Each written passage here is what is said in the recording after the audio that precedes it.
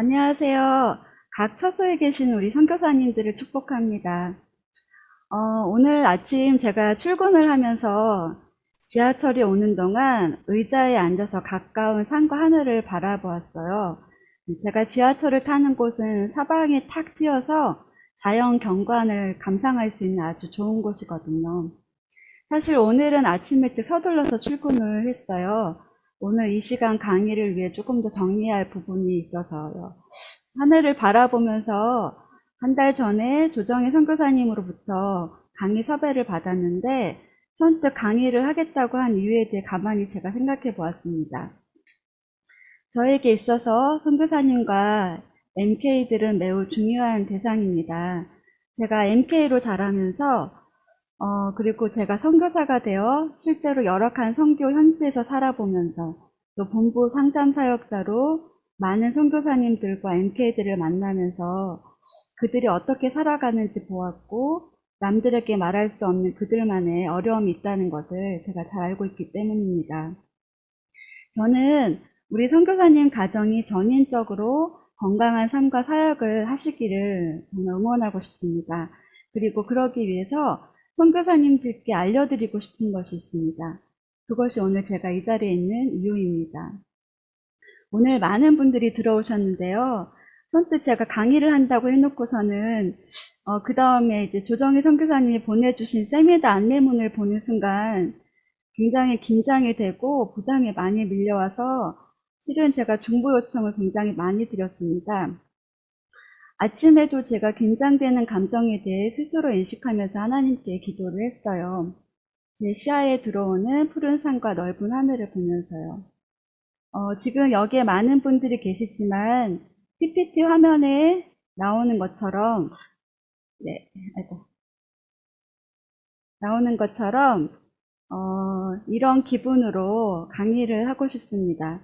아늑한 공간에 햇빛이 들어오고 예쁜 꽃이 놓여 있어요. 그리고 저는 한 분 선교사님과 대화하는 것처럼 그렇게 진행을 하려고 합니다.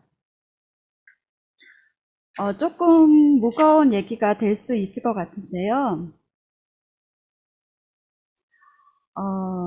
최근 저희 선교단체 5월에 위기 사례를 좀 나누고자 합니다. 아시는 분들도 있으리라고 생각이 되는데요. 파푸아에서 성경 번역을 하시는 우리 선교사님이 그 당시에 그 지역에 한 달이 넘도록 인터넷이 되지 않았어요.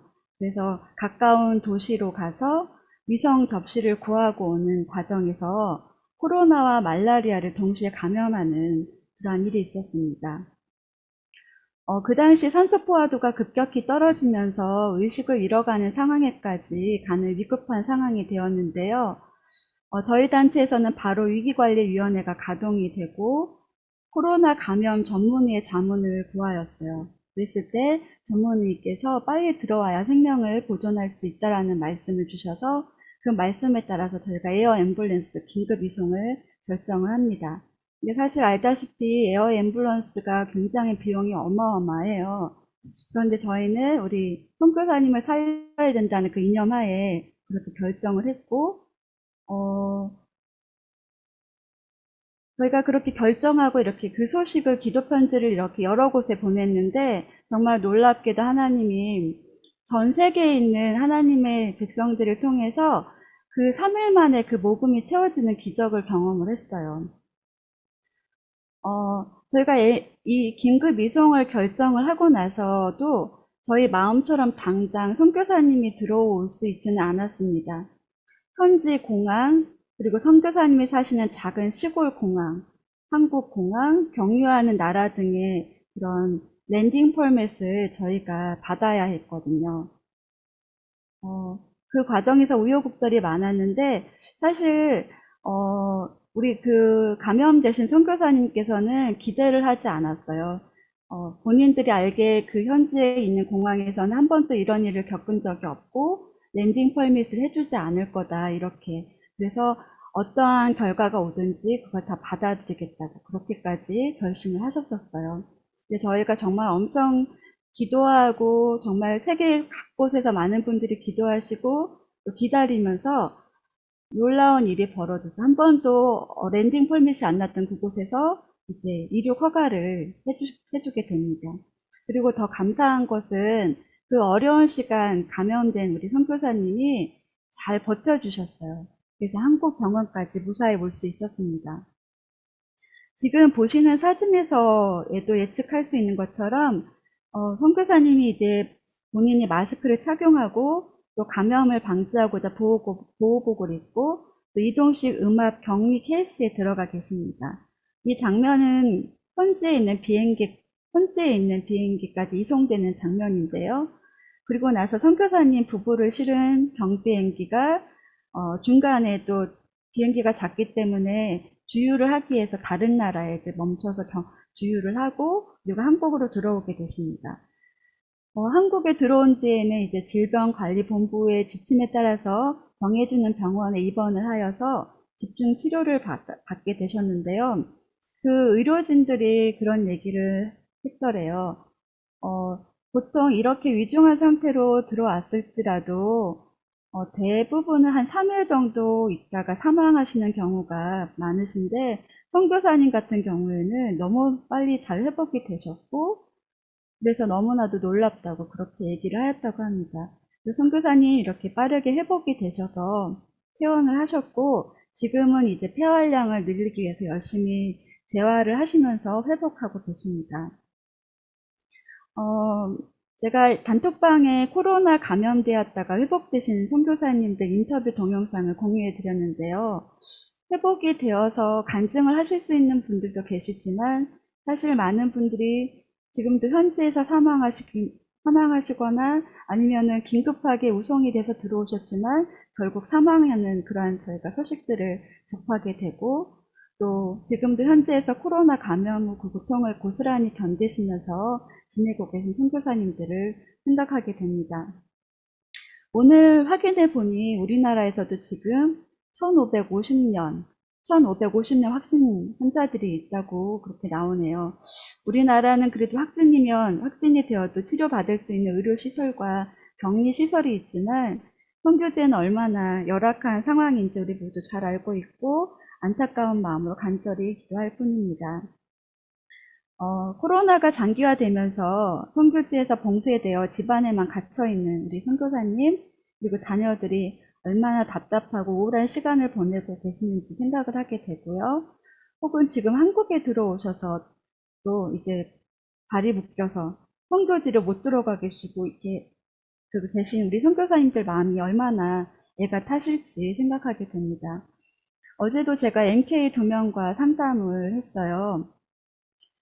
선교지에서 무엇이 가장 좋았는지 물어보니까 현지 친구들과 재미있게 놀았던 시간이었다고 하면서 잠시 미소를 짓다가 네, 지금은 집안에만 있으니까 너무 답답하고 또 나가자니 감염될까봐 찝찝하고 불안하다고 얘기를 하더라고요.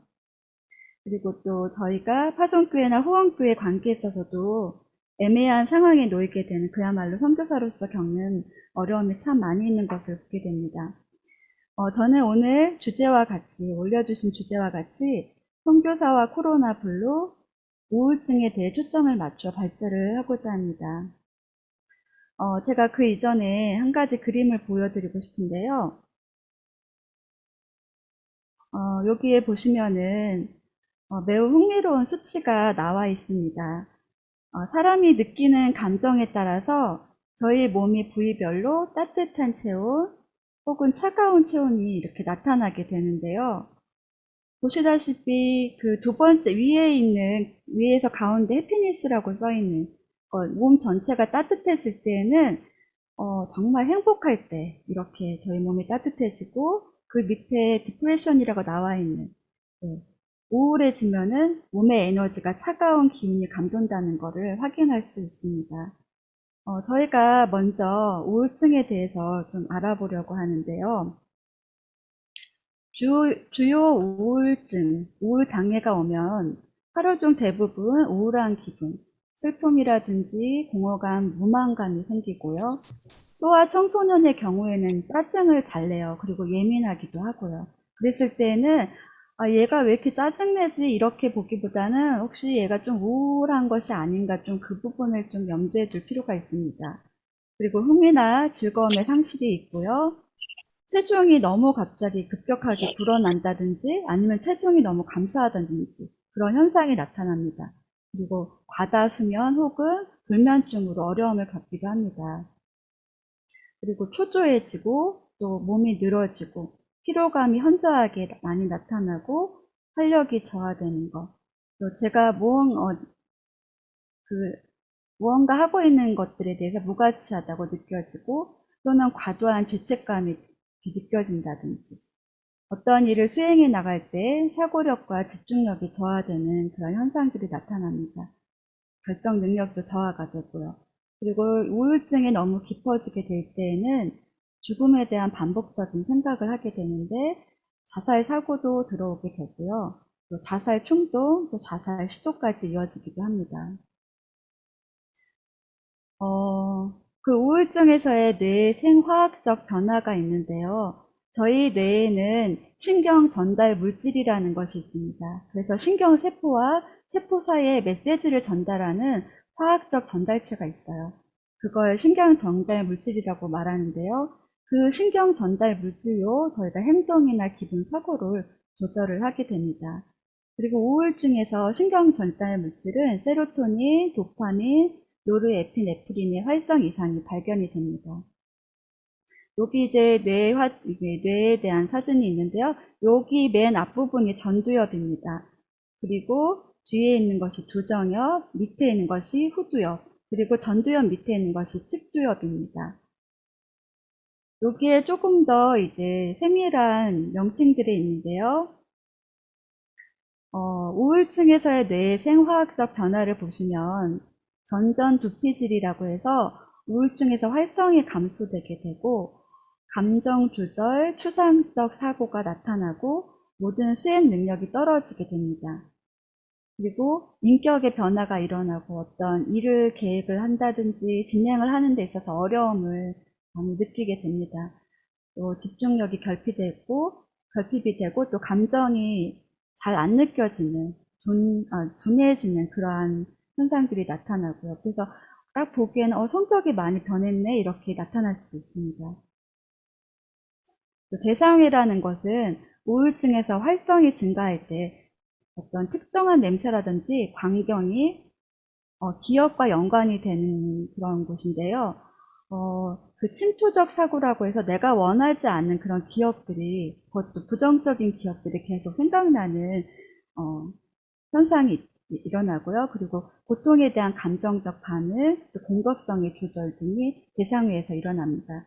그리고 편도에서는 우울증에서 활성이 증가되는데 부정적인 느낌을 담당합니다. 그래서 편도에서 그 과활성 시에는 분노 반응을 나타나게 됩니다. 우울증에서의 뇌의 생화학적 변화들을 보면 시상에서는 우울증에서 활성의 증가가 나타났을 때 감정의 변화와 연관이 있습니다. 그래서 감각을 느끼는 것, 또 정보의 연결, 정거장 역할을 하는데요. 여기에서 시상에서는 통증의 지각에도 중요한 역할을 하고 편도를 자극하기도 합니다. 시상 하부에서는 뇌 하수체를 통하여 내분비선 자율신경계를 조절을 하는데요. 우울과 연관된 신체적 기능의 변화, 그리고 어떤 섭식이라든지 수면의 각성 주기, 성행위에 영향을 주기도 합니다. 그래서 제가 그 어떤 우울증이 오거나 혹은 공황장애가 심하게 올 때 연하곤란이라고 해서 음식이 넘어가지 않는 그러한 증상들이 있거든요. 그것도 여기에서 주관한다고 보시면 되십니다. 그리고 변형계, 그리고 시상하부, 해마, 편도를 연결하는 회로인데요. 이것은 본능, 충동, 감정의 표현을 담당하는 곳입니다. 그래서 두려움, 제가 느끼는 어떤 쾌락, 성적 반응 등의 원초적인 정서를 매개하는 곳입니다. 그래서 저희가 이제 단순히 우울증 어떤 그 정신적으로 저희가 질환을 앓게 될 때 흔히 저희가 감정을 얘기할 때는 가슴에 손을 대고 이제 마음이 아프다고 하는데 저희들의 마음과 감정은 사실 뇌에서부터 나타나는 거예요. 뇌의 그런 생화학적 변화에 의해서 나타나는 거예요. 그래서 그러한 우울감이라든지 우울증이 왔을 때는 저희가 어떤 의지로 감당할 수 없는 부분들이 있어요. 왜냐하면 자체 생성되는 호르몬들이 자체적으로 생성이 원활하지 않기 때문에 저희가 그것들을 노력을 하고 애쓰고 그런다고 해서 이것이 좋아지지는 않거든요. 그래서 치료의 중요성을 얘기를 드리고 싶은데요. 만약에 첫 번째 발병 때에는 어떤 스트레스 인자가 이제 중요한 요인으로 작용을 해서 그리고 내 생활적 변화를 일으키는 우울 사파. 우울 사파라는 것은 이제 어떤 곡선이 밑으로 쭉 내려가는 거를 말해요. 그래서 우울할 때 이제 훅 하고 이제 꺼지는 그런 감정 상태를 우울 사파라고 하는데 그러한 우울 사파를 경험하는 후에도 별다른 스트레스 요인이 없어도 증상의 재발이 일어날 수 있습니다. 그래서 약물 치료를 통해서 증상의 완화와 더불어 재발률을 현저히 낮출 수 있습니다. 그래서 제가 이제 심리검사나 상담을 하다 보면은 우리 내담자들이나 우리 선교사님들이 그런 질문들 하세요. 이거 약을 먹어서 좀 이상해지고 부작용이 있고 계속 먹어야 되는 거 아닙니까? 이렇게 질문들을 하시는데요. 지금은 약이 굉장히 잘 나왔어요. 그리고 부작용도 최소화돼서 굉장히 약이 잘 나왔고, 그 적절한 시기에 약을 잘 사용하면은 그런 삶의 퀄러티라든지 그런 것들을 좋은 퀄러티들을 누리면서 사실 수 있습니다. 그래서 이런 부분들이 발견이 되셨을 때는 참지 마시고 전문가의 도움을 받아서 적극적으로 치료를 받으실 수 있기를 권해드립니다. 저희가 이어서 좀 이제 저는 이제 제가 선교단체 안에서 멤버 케어를 하고 있는데요.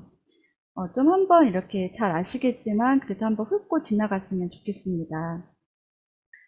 저희 한국 교회가 130년이 넘는 그런 선교 역사를 그런 한국 교회 역사를 가지고 있는데 본격적으로 해외 선교가 이루어진 역사는 1970년 후반으로 거슬러 올라갑니다. 그래서 한국 교회의 선교의 양태는 한국 교회가 갖고 있는 선교에 대한 이해와 인식에 근거해 있습니다. 1970년대에서 1990년대 이루어진 한국교회의 놀라운 성장과 전도의 열정은 이제 급기야 한국교회 해외 선교에 결정적인 동력을 제공하게 됩니다. 그러나 1990년 후반부터 시작된 한국교회 성장 정체는 2000년대에 들어서면서 성장의 활력을 상실하고 교회론의 문제들을 드러내면서 한국교회 선교 전반에 걸쳐 정리적인 현상을 초래하게 됩니다. 그래서 선교의 성공이 주로 숫자와 물량이라든지, 그리고 어떤 좋은, 잘된 프로젝트, 효율성으로 평가가 되게 되는데요. 그런 가운데서 이제 우리 선교사님들이 겪는 고통과 좌절감은 단순히 개인적이고 영적인 문제들로 이렇게 환원이 되게 됩니다. 1970년대 후반부터 이제 출발한 선교사 멤버 케어는 1990년대에 들어서 한국교회에 소개가 되게 되는데요. 선교사 멤버 케어 필요성을 절감한 소수의 사람들이 모여서 우리 선교사님들의 전인적인 건강, 그리고 선교사들의 생애 주기를 다루는 전문적인 멤버 케어의 중요성에 대해 인식을 하기 시작합니다. 그래서 이제 한번 저희가 이번에 KMC 코리아 멤버 케어 네트워크라는 워킹 그룹이 있는데요.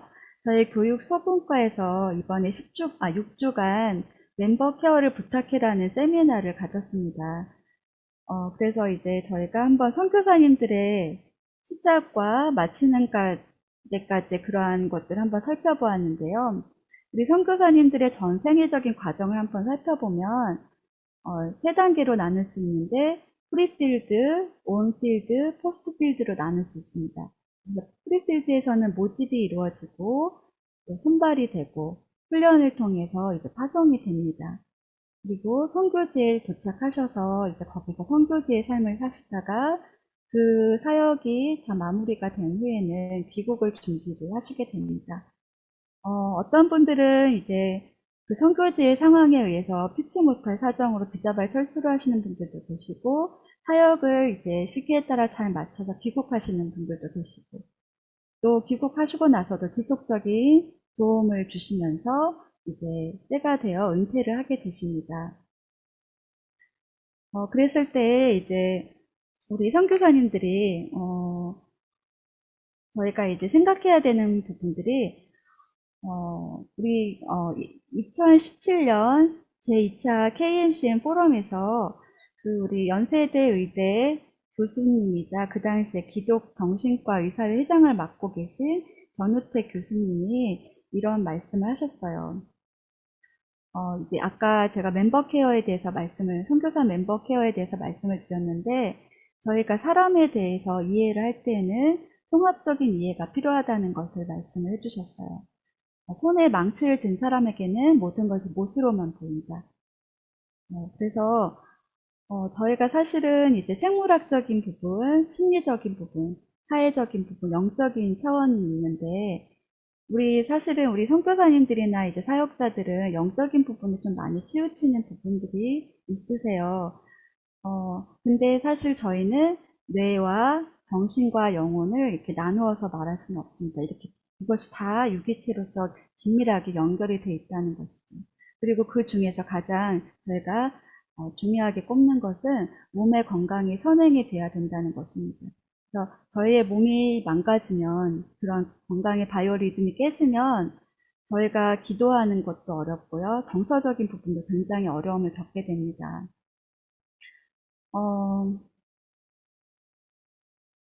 그래서 이제 우리 선교사님들이 그런 스트레스에 노출이 되시게 되는데요. 사역에 이제 굉장히 많이 몰두를 하세요. 너무 성실하게 주어진 사명을 감당하시기 위해서 열심히 하시려고 하시는데, 그러다가 이제 스트레스라든지 번아웃이 오면서 굉장히 어려운 상황이 일어나게 되는 것 같아요. 그래서 우리 선교사님들이 정말 롱런 하시기 위해서는 평상시에 내 자신, 그리고 우리 가족들, 자녀들의 상태를 잘 관찰하고 또 정기적으로 시간을 띄어서 잘 쉬어주는 것이 중요합니다. 그리고 또 본인들이 또 어떤 일을 할 때 정말 행복하고 즐겁다라는 그러한 취미 생활들을 몇 가지씩 좀 가지고 계시는 것도 도움이 되시는데요.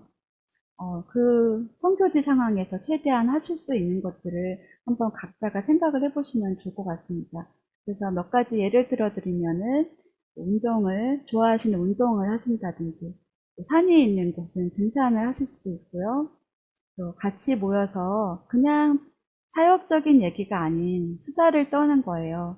그래서 사역에 집중할 때와 그냥 자유로울 때를 경계를 가지고 이제 구분하는 것이 필요하고요. 또 집에 어떤 강아지를 키운다든지 고양이를 키우는 것도 굉장히 도움이 많이 됩니다.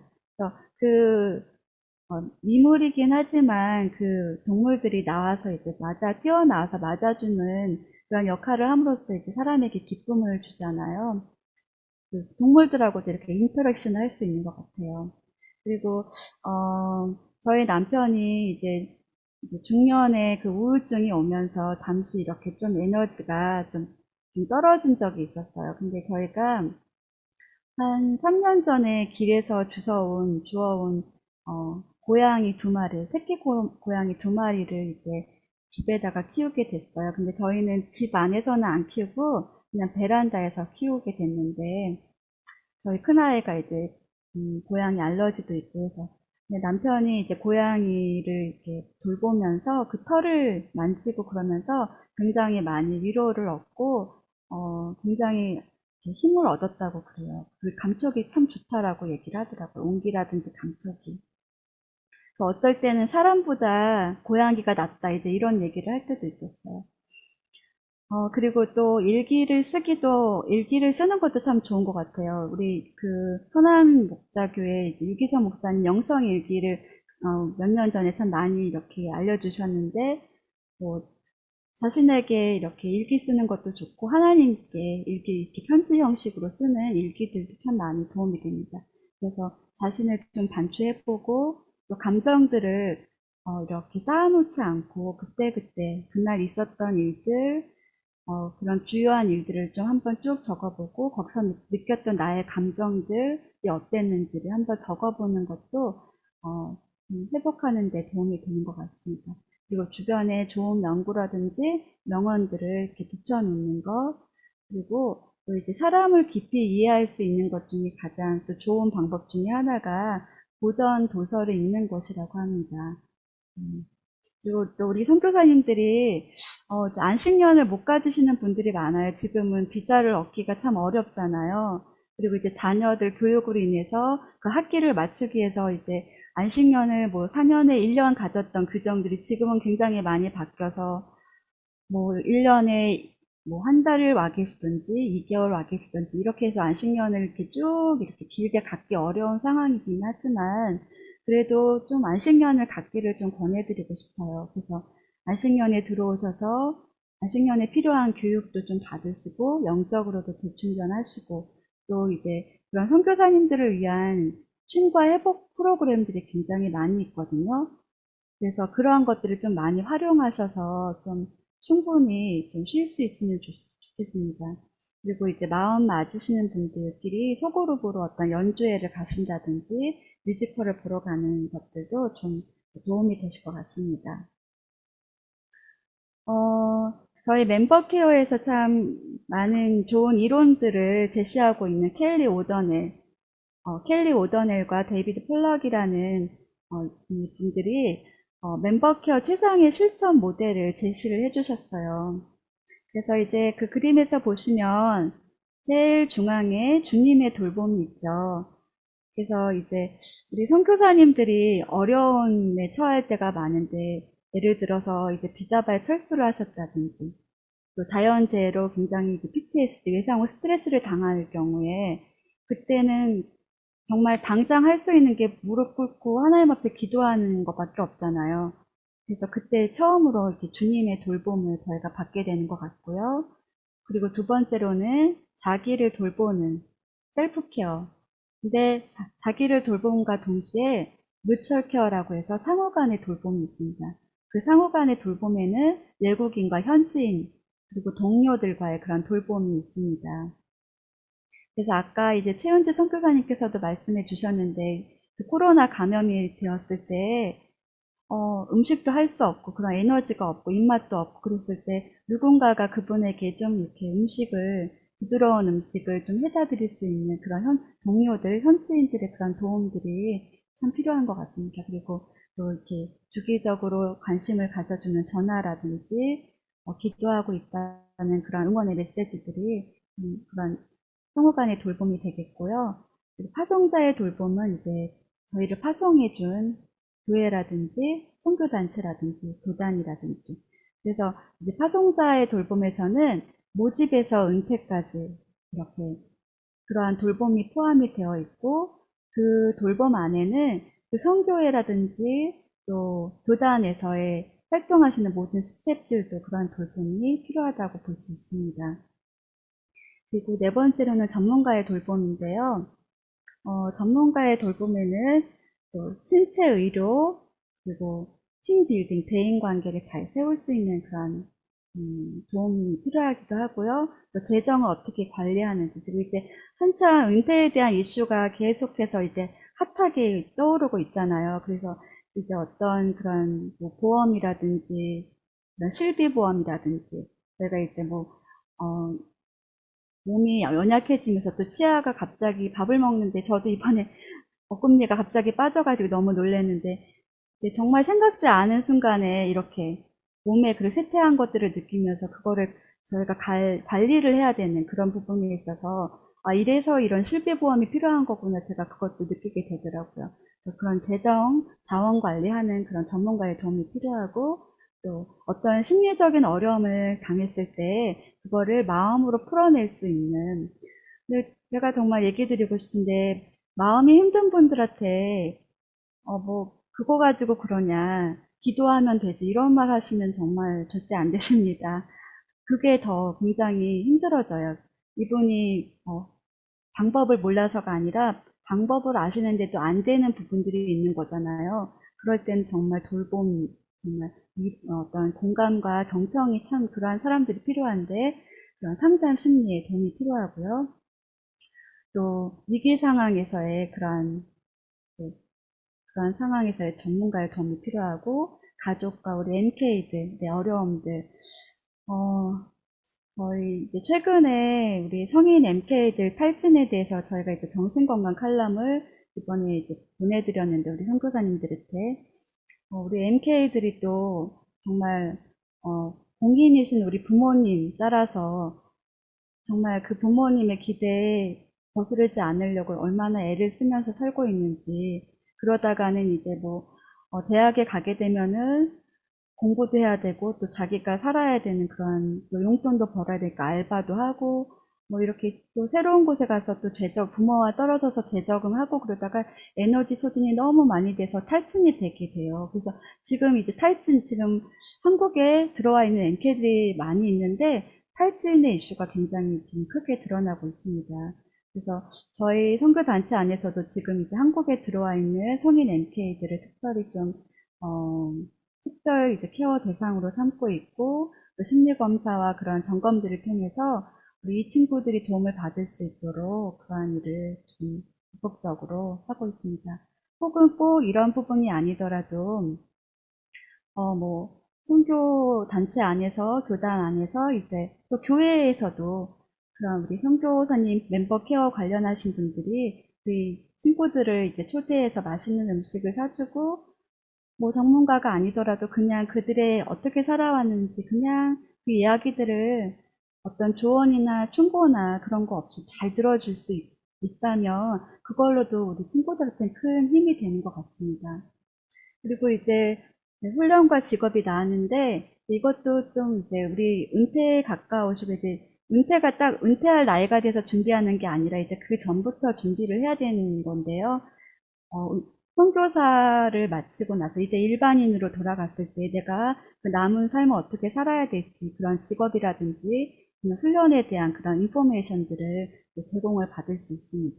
그러면서 좀 이렇게 차츰차츰 그런 것들을 준비해 나갈 수 있고요. 목회적인 부분에서 그런 영성이 있는 우리 목사님들이나 그런 분들을 초대해서 영적으로도 저희가 좀 충만하게 하나님 앞에 나아갈 수 있는 그런 총체적인 그런 돌봄이 필요한 것 같습니다. 그리고 다섯 번째로 네트워크의 돌봄이 있는데요. 네트워크가 이제 아까 제가 말씀드렸듯이 저희는 정말 네트워크가 필요합니다. 그래서 KMCN이라고 코리아 멤버케어 네트워크가 한국에 지금 있는데 8년 전부터 이제 워킹 그룹으로 시작이 되었고요. 거기에는 이제 전문가들, 또 기독교 정신과 의사들이라든지, 또 선교 담당하시는 목사님들, 멤버 케어하는 분들, 인사 담당자들, 다 같이 모여서 포럼을 매 2년에 한 번씩 포럼을 하였습니다. 그래서 이제 사례 발표라든지, 또 서로 간에 어떤 지원들을 할 수 있는지, 그런 것들을 좀 저희들이 그런, 리스트업을 하고, 이렇게 서로 이렇게 상호 지원하는 그런 부분들을 계속해서 운영을 하고 있는데요. 지금은 이제 분과별로 이제 서로 이제 나누어져서 조금 더 구체적으로 이 사역을 하고 있습니다. 그래서 네트워크의 그런 힘들이 정말 크다는 거. 그걸 통해서 이제 필요한 어떤 자문도 받을 수 있고, 필요한 이제 고리가 되어서 또 연결을 해드릴 수 있는 것 같습니다. 네, 최근에 이제 성경이 읽혀지는가요? 그 세미나가 지금 굉장히 많이 확산이 되고 있다는 얘기를 들었는데, 또 이제 멤버 케어 쪽에서는, 디브리핑이 지금 굉장히, 도움을 이루고 있어요. 그래서, 이 디브리핑은 꼭 어떤 학위가 있지 않아도, 전문가가 아니더라도 1년의 그런 훈련을 통해서, 우리 선교사님들 혹은 또 주변의 그러한 사역의 대상자들한테 그런 이야기들을 들어줄 수 있는 건데요. 디브리핑은 이제 정의를 보면은 어떤 사건이 발생한 후에 이 경험을 이야기하는 것을 말하는 이렇게 스토리텔링을 통해서 자기 이야기를 함으로 좀 한번 이렇게 쭉 정리하는 시간을 갖는 거예요. 그래서 특별히 우리 선교사님들을 생각해 볼 때, 선교사님 디브리핑은 선교사님의 그런 특정 사역 목표를 성취하는 과정, 혹은 그 결과에 대해서 관련된 청중이 이거에 대해서 정말 의도적이고 심층적이며 조직적으로 계획된 정말 사려 깊은 경청을 하는 것을 디브리핑이라고 합니다. 그래서 우리 여기 이제 들어오신 선교사님들 중에서도 이제 이번에 필리핀 가족치료협회에서 주관하여 이제 한 그 필리핀 디브리핑 양성 그 세미나 10주간 하신 분들이 들어오셔서 반가운데요. 선교사님들도 기회가 되실 때 이런 프로그램에 이렇게 참여하셔서 훈련을 받으시고 좀 계신 곳에서 많이 활용을 하셨으면 좋겠습니다. 그래서 디브리핑을 얘기할 때 이제 저희가 하나님은 우리한테 어떻게 디브리핑 해주셨는지를 볼 수 있는데요. 창세기 3장 8절에서 10절에 보면은 하나님이 아담에게 하와에게 물으시죠. 내가 어디 있느냐. 네, 하나님이 몰라서 물어보시는 게 아니었어요. 그들에게 자신을 탐색할 수 있도록 친절하고 따뜻하게 디브리핑적 질문을 하고 계시는 거예요. 그래서 이렇게 좋은 질문을 잘할 수 있다는 것은 사람의 마음에 있는 여러 가지 것들을 끄집어내는 놀라운 능력이 있다는 것입니다.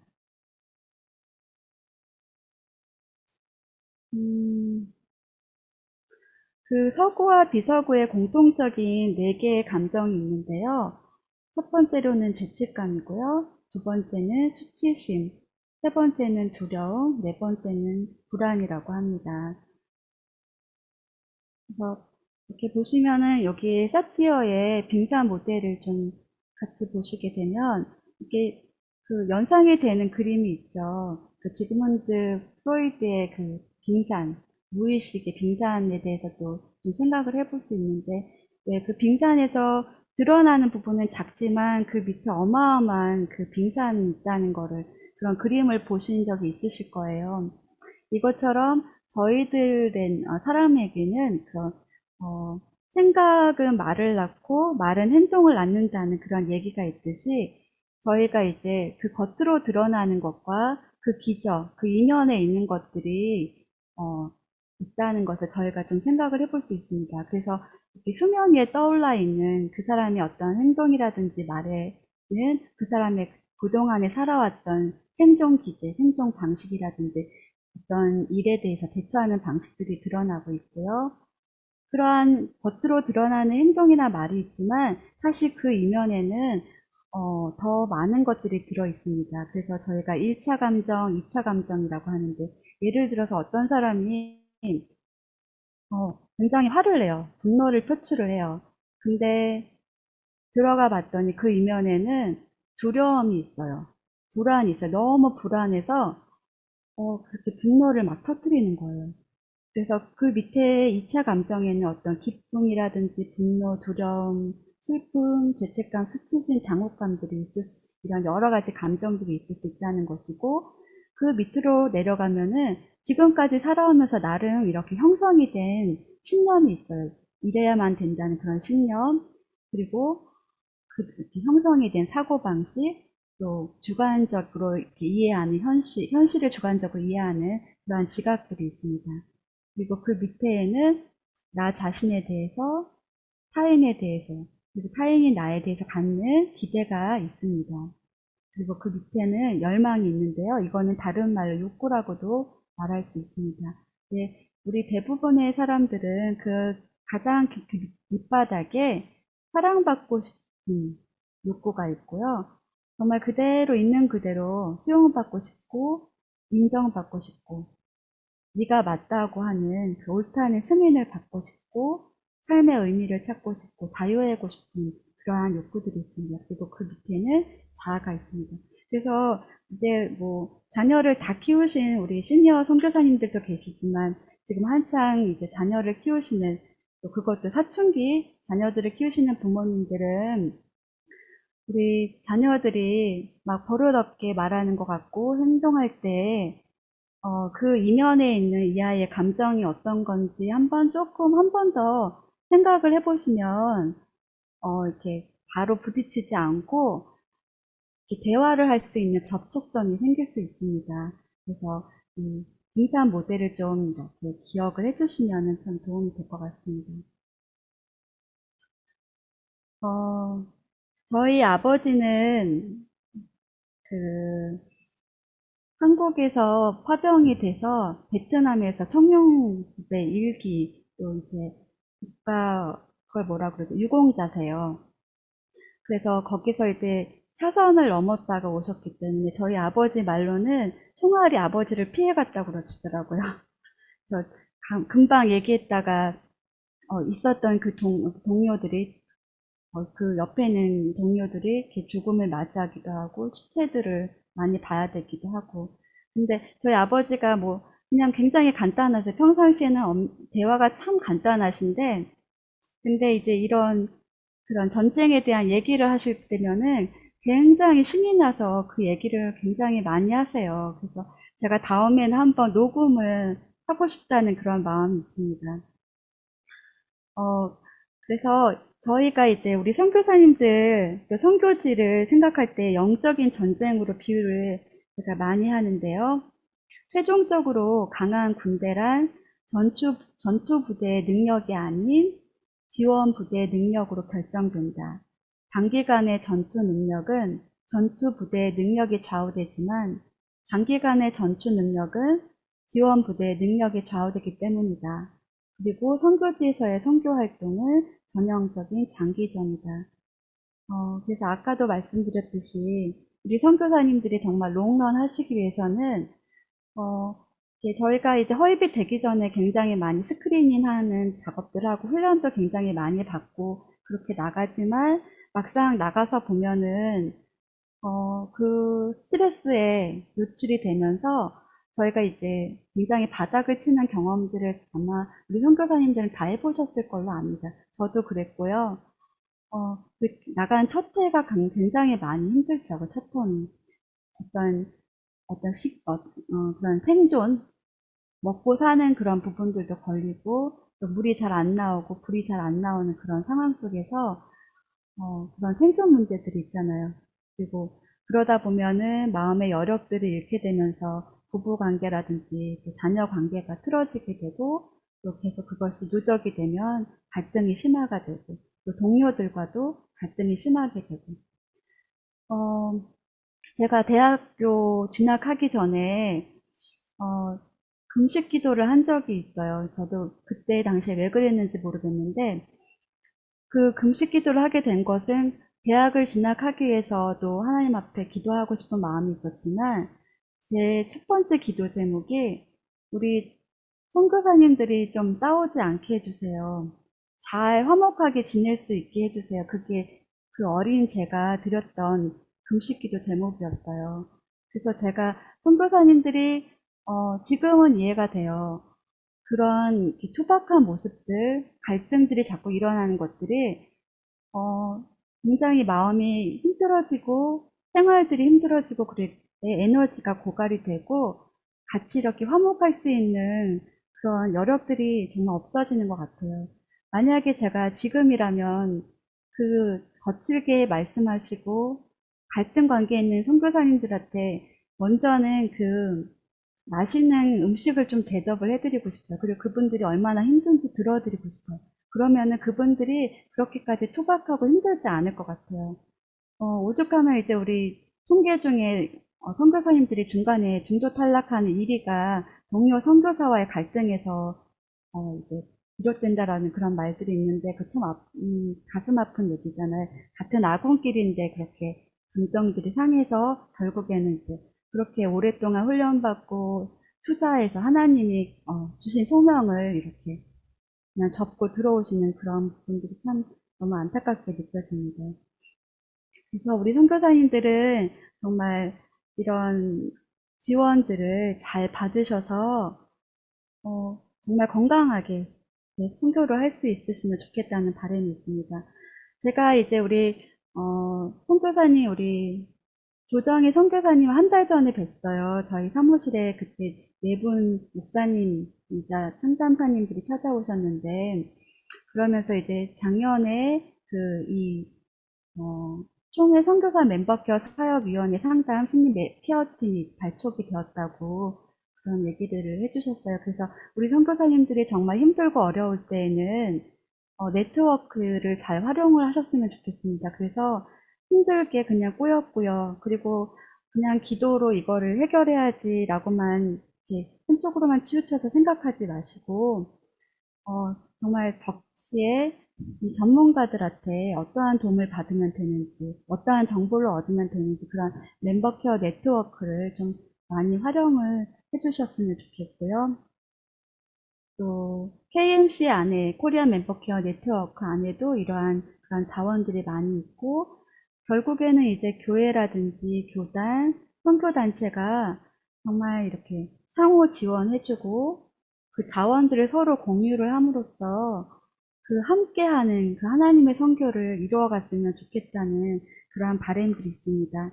그리고 제가 또 다시 한번 당부드리고 싶은 것은 우리 선교사님들이 정말 그런 적시에 필요한 돌봄들을 잘 받으셔서 전인적으로 건강한 삶과 사역으로 행복하게 하셨으면 좋겠습니다.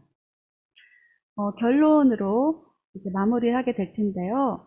저희가 일이 일어나기 전에 최대한 예방하는 것이 중요하다고 봅니다. 그래서 저희가 이제 한국에 들어오시면 메디칼 체크, 건강검진도 한번 쫙 해보시고 또 심리검사를 통해서 정서적인 상태가 어떤지 점검도 해보시고 그를 통해서 가족이나 또 자녀들에 대해서도 또 새롭게 발견하는 부분들이 있으실 거고요. 또 디브리핑을 꼭 받으시기를 권유해 드립니다. 그래서 만약에 단체에서 아직 그것이 잘 준비가 되지 않았다면 다른 전문가한테라도 의뢰를 하셔서 디브리핑과 심리검사를 좀 받으시고 그렇게 해서 좀 한번 마음에 대해서 정리하는 제가 말씀드리는 거는 행정 디브리핑이 아니라 심리 디브리핑을 말씀을 드리는 거예요. 그래서 미리 좀 미연에 저희가 완전히 완벽하게 예방을 할 수 있게 그 문제를 다 이제 해결할 수는 없다 하더라도 그런 미연의 방지, 예방을 통해서 어려움을 발생했을 때 누구에게 도움을 청해야 할지 알고 있는 것, 그리고 자신의 상태를 잘 점검하고 적시에 도움을 받아서 회복하는 것이 중요한 것 같고요.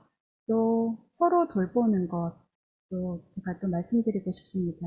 지금과 같은 또 어려운 상황에서는 저희가 가까운 사람들부터 돌보는 것이 하나님의 사랑을 나누는 것의 시작이라고 생각이 들고 또 저희가 돌봄을 잘 경험을 했을 때 결국 다른 사람을 어떻게 돌볼 수 있는지 알 수 있는 것 같습니다. 네, 제 강의는 여기까지 하도록 하겠습니다. 네, 감사합니다.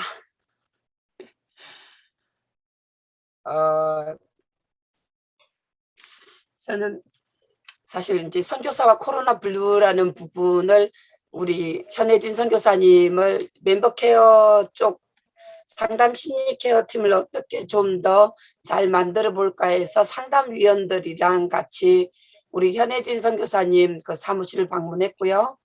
그래서 이야기를 쭉 들으면서 이분께서 우리들에게 필요한 부분을 잘 얘기해 줄 수 있겠다라고 생각을 했습니다. 그래서 사실 강의안을 제가 어제 받아들고 이거 코로나 블루 얘기를 해야 되는데 코로나 블루 얘기는 거의 짧게 하고 다른 얘기가 훨씬 많아서 어떻게 엮어가시려고 그러나라고 생각을 했는데요. 제가 강의를 쭉 듣고 나서 이해가 됐습니다. 제일 마지막에 했던 얘기 보십니까? 예방이 중요하다. 어려움이 발생하였을 때에 누구에게 도움을 청해야 할지 알고 있는 것. 그러니까 예방을 굉장히 중요시 여기는 생각으로 이것이 필요하다라는 부분을 오늘 설명을 많이 하시네요. 그러니까 결국은 무슨 코로나 블루라고 해서 우울증이 코로나 우울증이라고 해서 다른 우울증과 색다르기보다는 결국은 근본적으로 자신이 갖고 있는 그 문제라든지 그런 부분에 있어서 나온 것이다.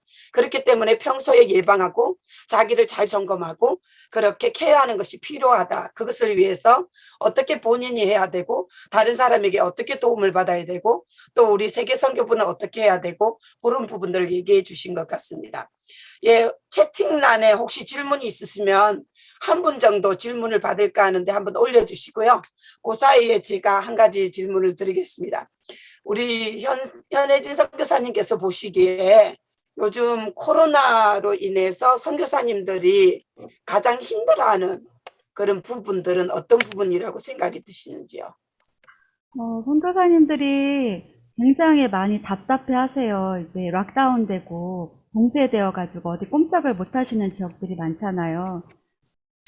그래서 음식 조달도 잘 안 되고, 그러는 중에 이제 듣게 되는 이제 사랑하는 어떤 사람들의 그 소천하는 소식이라든지, 그 현지인들의 소천하는 소식이라든지, 이런 부분들에서 그런 어려움들을 많이 호소하고 계시고, 또 우리 MK들도 나가지 못하고 하루 종일 집에 처박혀가지고, 줌으로 이제 화상으로 이제 수업을 하는데 정말 너무 답답하죠. 친구들도 보고 싶고 그런데, 그런 부분들을 좀 많이 얘기하시는 것 같습니다. 네. 그런 부분들을 보실 때에 어떤 식으로 혹시 솔루션을 주는 게 있는가요? 그래서 제가 아까도 말씀드렸지만, 저희가 이제 그 세대별 수다방을 만들었어요, 저희 단체는.